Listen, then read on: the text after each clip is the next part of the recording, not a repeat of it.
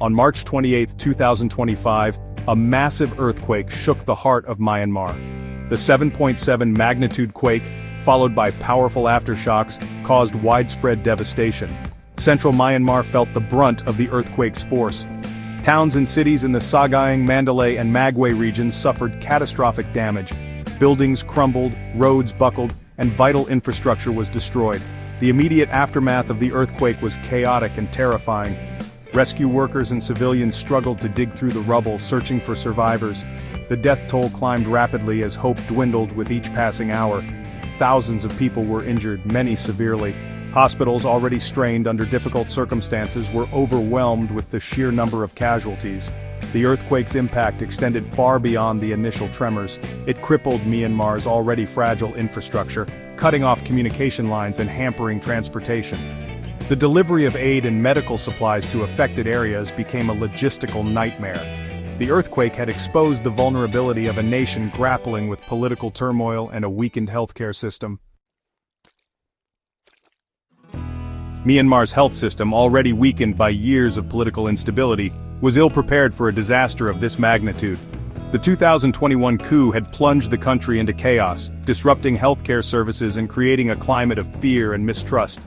Many experienced doctors and nurses had fled the country or gone into hiding, fearing persecution by the military junta. Hospitals faced chronic shortages of essential medicines, equipment, and trained personnel. The earthquake exacerbated these pre-existing vulnerabilities, pushing the healthcare system to the brink of collapse. Hospitals and clinics, many already damaged or destroyed, were unable to cope with the influx of injured and sick. Patients were forced to seek treatment in makeshift facilities, including car parks and tents.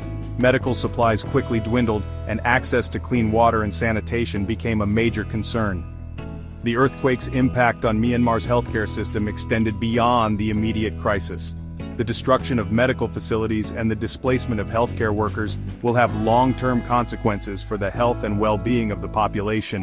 The disruption of essential health services, including vaccinations and disease surveillance, increased the risk of outbreaks and epidemics.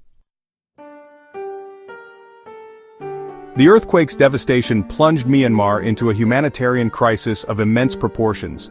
Millions of people were affected, with many losing their homes, livelihoods, and loved ones. The United Nations estimated that over 18 million people were in urgent need of humanitarian assistance. Displacement became a major challenge, with millions forced to flee their homes in search of safety and shelter. The lack of adequate shelter exposed displaced populations to the elements, increasing their vulnerability to disease and malnutrition. The early onset of the monsoon season brought heavy rains and strong winds, further complicating relief efforts and worsening living conditions for those displaced. The earthquake also disrupted food supplies and markets, leading to shortages and soaring prices. The combination of displacement, inadequate shelter, food insecurity, and poor sanitation created a breeding ground for disease. Waterborne diseases such as cholera and typhoid fever posed a significant threat, particularly in overcrowded displacement camps. The earthquake's impact on sanitation and hygiene practices, coupled with limited access to clean water, heightened the risk of outbreaks. The scale of the humanitarian crisis in Myanmar demands a swift and coordinated international response. The international community must step up and provide the necessary financial, logistical, and humanitarian assistance to support the people of Myanmar in their hour of need. This includes providing emergency medical care, shelter, food, clean water, and sanitation facilities. It is crucial that aid reaches those most in need, regardless of their political affiliations or geographical location. The international community must urge the military junta to grant unhindered access to humanitarian organizations working in the affected areas. The junta's history of blocking aid and targeting healthcare workers is unacceptable and must be condemned. Beyond the immediate emergency response, the international community must support the long-term rebuilding and strengthening of Myanmar's healthcare system. This includes investing in the construction and rehabilitation of healthcare facilities, training healthcare workers, and ensuring the availability of essential medicines and equipment. The people of Myanmar deserve a healthcare system that can meet their needs, both in times of crisis and in the long run.